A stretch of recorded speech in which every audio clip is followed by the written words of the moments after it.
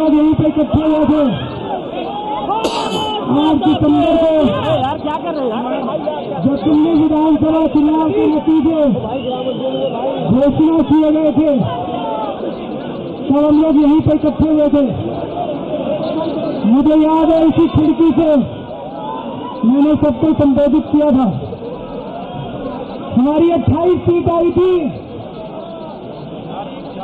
हमें भरोसा नहीं था हमारी सरकार बनेगी और हमने कसम खाई थी कि बीजेपी और कांग्रेस का समर्थन नहीं लेंगे। कांग्रेसियों ने जबरदस्ती समर्थन दिया। हमने जनता से पूछा, जनता ने कहा जितने दिन समर्थन दे रहे हैं उतने दिन ले लो और काम करके दिखाओ।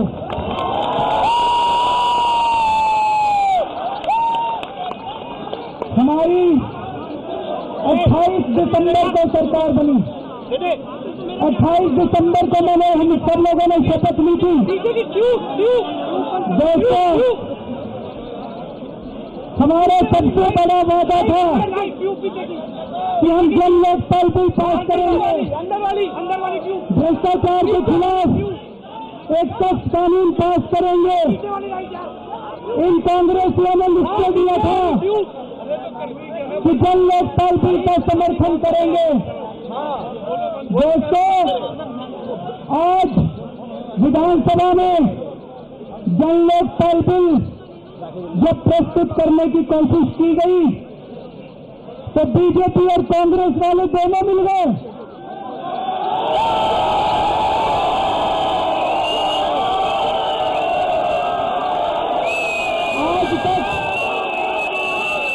आज तक भारत के इतिहास में कभी ऐसा नहीं हुआ। भाई बस थोड़ा सबको ये तो पता है कि बीजेपी और कांग्रेस वाले दोनों पीठ पीछे, पर्दे के पीछे रोज मिलते हैं, रोज मिलकर देश को लूट रहे हैं। लेकिन पिछले 2 दिन में ये खुल के सामने आ गए, इनका असली चेहरा सामने आ गया और इन दोनों ने मिलकर आज दिल्ली की विधानसभा में जन लोकपाल बिल प्रस्तुत ही नहीं होने दिया।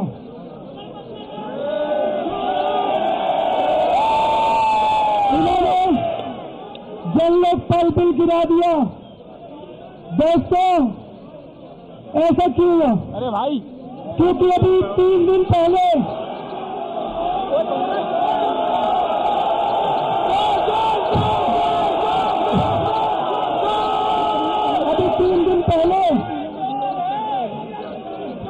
हम लोगों ने मुकेश अंबानी के खिलाफ एफआईआर दर्ज की है।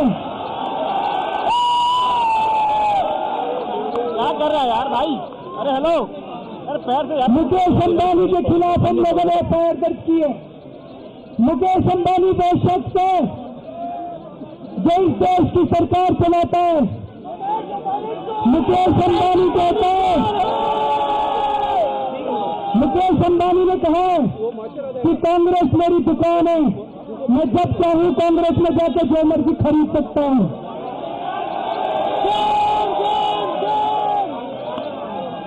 और पिछले 1 साल से अभी तक यूपीए की सरकार को पिछले 10 साल से मुकेश अंबानी चला रहा था और पिछले 1 साल से मोदी जी के पीछे भी मुकेश अंबानी है।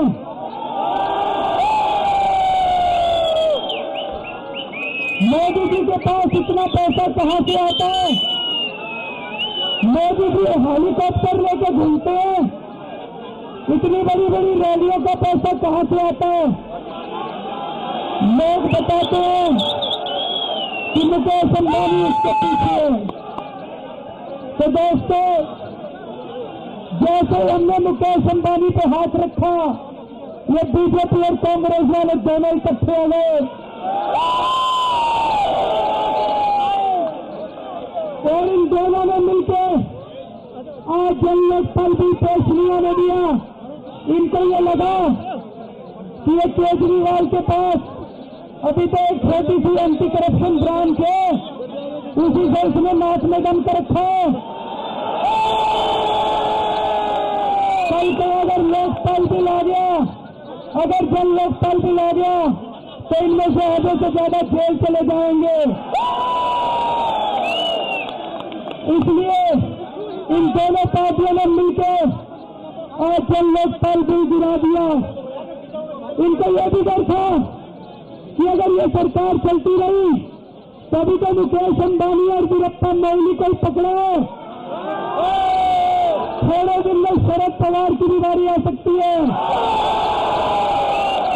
थोड़े दिन में शायद कमलनाथ की भी बारी आ जाए। इसलिए कुछ भी आ जाए, इस केजरीवाल को निकालो। दोस्तों, मैं बहुत छोटा आदमी हूं, मेरी कोई औकात नहीं है, मैं आप में से एक आदमी हूं। यहाँ पे गद्दी के लिए नहीं आया, मैं कुर्सी के लिए नहीं आया।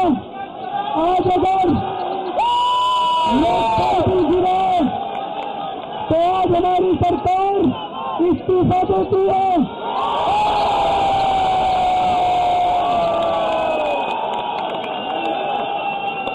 आज हमारी सरकार इस्तीफा देती है। लोकपाल बिल के लिए, लोकपाल बिल के लिए सारे मुख्यमंत्री की कुर्सी देनी पड़े, सारे मुख्यमंत्री की कुर्सी में छोड़े करने के लिए तैयार है। देश के लिए अगर जान देनी पड़े तो अपने आप को सौभाग्यशाली समझूंगा। ये मेरा इस्तीफा है। अभी अभी हमारी कैबिनेट मीटिंग हुई थी, हमारी कैबिनेट ने मिलकर ये निर्णय लिया है कि हमारी सरकार आज इस्तीफा देती है। ये हमारा इस्तीफा है।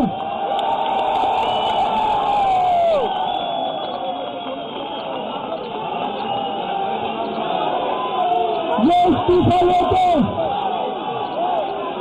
इस्तीफा लेके मैं अभी लेफ्टिनेंट गवर्नर साहब के पास जा रहा हूं। हमारी कैबिनेट ने ये रिकमेंड किया है कि तुरंत दिल्ली विधानसभा को बर्खास्त किया जाए और दिल्ली में तुरंत दोबारा चुनाव करवाए जाएं।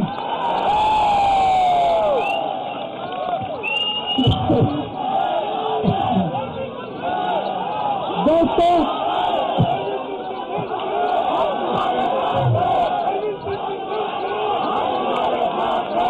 हमने 28 दिसंबर को सरकार बनाई थी, 28 दिसंबर को, और उसके बाद से हमारे साथ के साथ मंत्री आज तक ठीक से सोए नहीं है, रात दिन कम काम कर रहे हैं। पिछले 48 घंटे में हमने दिल्ली वालों के लिए काम करने में कोई कसर नहीं छोड़ी है।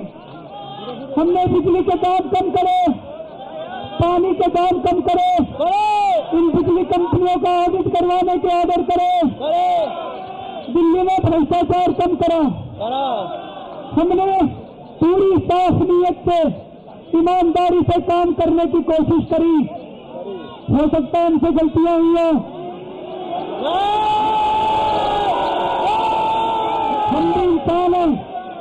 हम भी इंसान हैं, लेकिन पूरी ईमानदारी से कोशिश करी। ये लोग कहते हैं हमको गवर्नेंस करनी नहीं आती। अरे 5 साल में बीजेपी और कांग्रेस वाले बिजली कंपनियों का ऑडिट नहीं करवा पाए, हमने 5 दिन में करवा दिया। 65 साल में ये बीजेपी और कांग्रेस वाले मिलकर भ्रष्टाचार कम नहीं कर पाए, हमने 48 दिन में दिल्ली में भ्रष्टाचार कम कर दिया। हमने शीला दीक्षित के भ्रष्टाचार के खिलाफ एफआईआर दर्ज करी, मुकेश अंबानी के भ्रष्टाचार के खिलाफ एफआईआर दर्ज करी।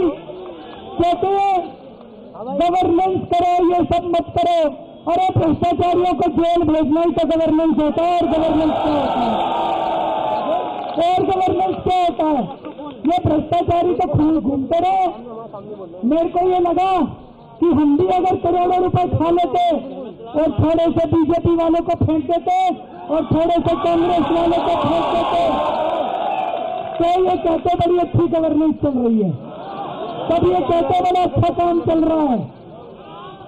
दोस्तों, कल जो कुछ संसद के अंदर और विधानसभा के अंदर हुआ उससे मन खट्टा हो गया बहुत ज्यादा। कल संसद के अंदर जिस तरह से इन्होंने मिर्च का पाउडर फेंका, जो इन्होंने हरकत करी, दोस्तों दिल्ली विधानसभा में इन्होंने मेरा माइक तोड़ दिया, मेरे कागज फाड़ दिए, हमारे एक मंत्री को चूड़ियां दी इन्होंने। क्या चूड़ियां देने का मतलब क्या है? ये महिलाओं की इज्जत करते हैं ये बीजेपी वाले। दोस्तों, कल इन्होंने स्पीकर का माइक तोड़ा, इन्होंने कागज फाड़ दिए और बड़ी बड़ी बातें करते हैं। कहते हैं संसद विधान मंदिर होता है, कहते हैं विधानसभा मस्जिद होती है, मंदिर होता है। मैं पूछना चाहता हूं, मंदिर में जाते हो तो मूर्तियां तोड़ते हो क्या? मस्जिद में जाते हो तो कुरान फाड़ते हो क्या? चर्च में जाते हो तो बाइबल फाड़ते हो क्या? जीसस क्राइस्ट की मूर्ति में विधानसभा को बर्खास्त किया जाए और दिल्ली में तुरंत दोबारा चुनाव करवाए जाएं।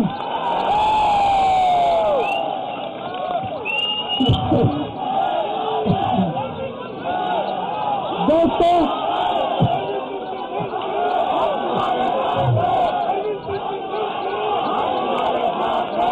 हमने 28 दिसंबर को सरकार बनाई थी,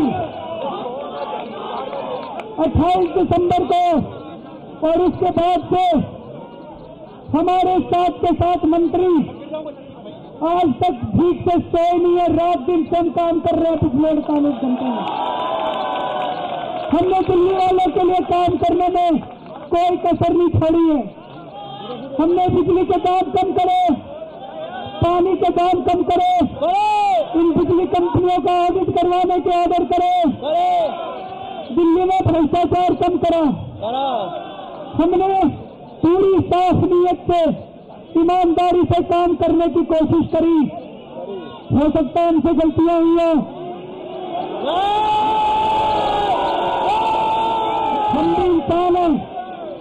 भी इंसान हैं, लेकिन पूरी ईमानदारी से कोशिश करी। ये लोग कहते हैं हमको गवर्नेंस करनी नहीं आती। अरे 5 साल में बीजेपी और कांग्रेस वाले बिजली कंपनियों का ऑडिट नहीं करवा पाए, हमने 5 दिन में करवा दिया। 65 साल में ये बीजेपी और कांग्रेस वाले मिलकर भ्रष्टाचार कम नहीं कर पाए, हमने 48 दिन में दिल्ली में भ्रष्टाचार कम कर दिया। हमने शीला दीक्षित के भ्रष्टाचार के खिलाफ एफआईआर दर्ज करी, मुकेश अंबानी के भ्रष्टाचार के खिलाफ एफआईआर दर्ज करी। कहते हैं गवर्नेंस करो, ये सब मत करो। अरे भ्रष्टाचारियों को जेल भेजना ही तो गवर्नेंस होता है। और गवर्नेंस क्या होता है? और गवर्नेंस क्या होता है? ये भ्रष्टाचारी तो घूमते रहे। मेरे को ये लगा कि हम भी अगर करोड़ों रुपए खा लेते और थोड़े से बीजेपी वालों को फेंक देते और थोड़े से कांग्रेस वालों को फेंक देते तो ये कहते बड़ी अच्छी गवर्नेंस चल रही है, तब ये कहते बड़ा अच्छा काम चल रहा है।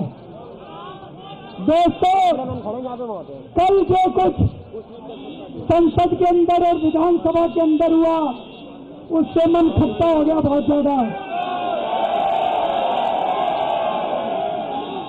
कल संसद के अंदर जिस तरह से इन्होंने मिर्च का पाउडर फेंका, जो इन्होंने हरकत करी, दोस्तों दिल्ली विधानसभा में इन्होंने मेरा माइक तोड़ दिया, मेरे कागज फाड़ दिए,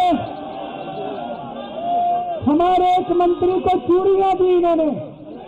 क्या चूड़ियां देने का मतलब क्या है? ये महिलाओं की इज्जत करते हैं ये बीजेपी वाले। दोस्तों, कल इन्होंने स्पीकर का माइक तोड़ा, इन्होंने कागज फाड़ दिए और बड़ी बड़ी बातें करते हैं। कहते हैं संसद विधान मंदिर होता है, कहते हैं विधानसभा मस्जिद होती है, मंदिर होता है। मैं पूछना चाहता हूं, मंदिर में जाते हो तो मूर्तियां तोड़ते हो क्या? मस्जिद में जाते हो तो कुरान फाड़ते हो क्या? चर्च में जाते हो तो बाइबल फाड़ते हो क्या? जीसस क्राइस्ट की मूर्ति तोड़ते हो क्या? यही मंदिर है तुम्हारे लिए? शर्म आती है मुझे। दोस्तों, इन्होंने शर्मसार कर दिया है बीजेपी कांग्रेस वालों ने, विधानसभा को भी और संसद को भी। ये लोग कहते हैं हम जो भी काम करते हैं कहते हैं संवैधानिक है। मैंने मुकेश अंबानी के खिलाफ एफआईआर करी, आज मोइली साहब कहते हैं एफआईआर है संवैधानिक है। हमने कहा भ्रष्टाचार दूर करो तो कहते हैं केजरीवाल संवैधानिक बात करता है। मैंने कहा भ्रष्टाचार के खिलाफ लोकपाल बिल लाओ तो कहते हैं लोकपाल बिल संवैधानिक है। हमने कहा लोकपाल बिल को विधानसभा में प्रस्तुत करो, कहते हैं विधानसभा में प्रस्तुत करने के लिए केंद्र सरकार की अनुमति चाहिए। दोस्तों, झूठ बोल रहे हैं, मैंने संविधान पढ़ा है, संविधान में कहीं नहीं लिखा, संविधान में कहीं नहीं लिखा कि हमें विधानसभा में बिल प्रस्तुत करने के पहले केंद्र सरकार की अनुमति चाहिए। केंद्र सरकार कौन होती है? कोई अंग्रेज है क्या वो? केंद्र सरकार अपने आप को अंग्रेज मानती है जैसे लंदन की सरकार हो, और दिल्ली के लेफ्टिनेंट गवर्नर अपने आप को वाइसराय समझते हैं उनका अंग्रेजों का। और दिल्ली की विधानसभा को तो ये कुछ समझते ही नहीं है, ये सोचते हैं इनको तो आजादी नहीं मिली अभी तक, सारा काम हमसे पूछ के करेंगे। नहीं पूछ के करते तुमसे हम काम।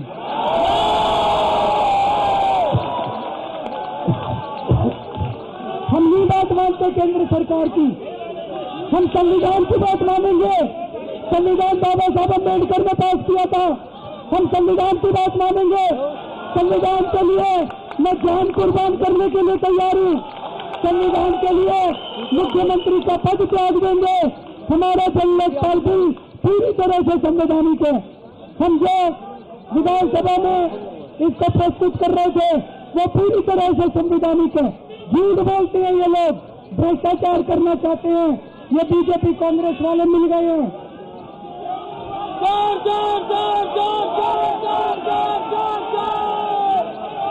दोस्तों, हम तो कहते हैं कि भ्रष्टाचार दूर करो तो कहते हैं संवैधानिक है। तुम माइक तोड़ते हो विधानसभा में तो संवैधानिक है, तुम बिल फाड़ देते हो तो संवैधानिक है, तुम चोरी करते हो तो संवैधानिक है, तुम्हारे सारे कुकर्म संवैधानिक है, और हम देश के लिए लड़ रहे हैं तो वो संवैधानिक है। दोस्तों, इस देश की जनता तुमको सबक सिखाएगी। इस देश की जनता खड़ी हो चुकी है। इस देश की जनता ने अब आजादी की खुशबू ले ली है। अब इस देश की जनता चुप नहीं बैठने वाली। दोस्तों,